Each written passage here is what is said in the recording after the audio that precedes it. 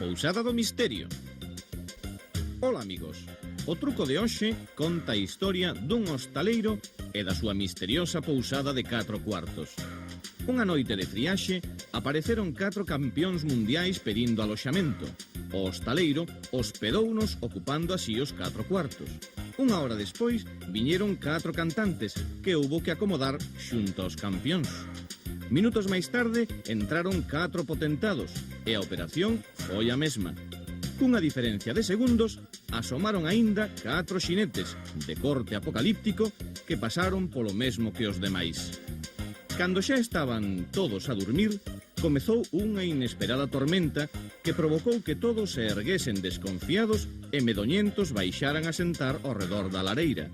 Alí, mentres bebían para combater o frío e a vergonza, polo medo que pasaran, cantaban e falaban a voces tan altas que o hostaleiro decidiu mandalos de volta á cama.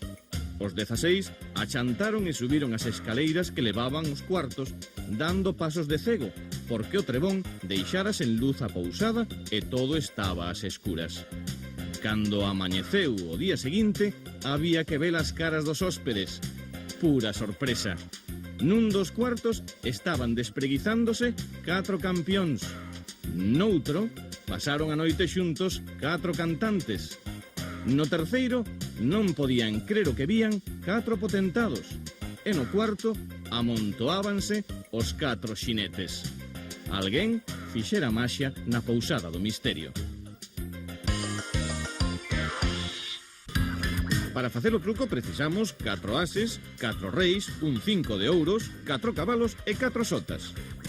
O segredo está en colocar as cartas intercaladas, as, sota, rei e xinete, ou campión, cantante, potentado e xinete.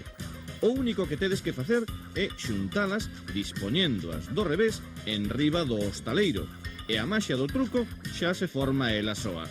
Porque, cortedes por onde cortedes e as veces que queirades, ao descubrir de las cartas e de lo ver aquí, nunca vos van sair dúas do mesmo pau de maneira consecutiva, nin desta volta, nin das outras. O misterio que tanto preocupaba aos hóspedes da pousada misteriosa non tiña ningún misterio, aínda que non será iso o que pensen os vosos amigos cando vos teñan que dicir como o fixestes. Agora o truco está nas vosas mans.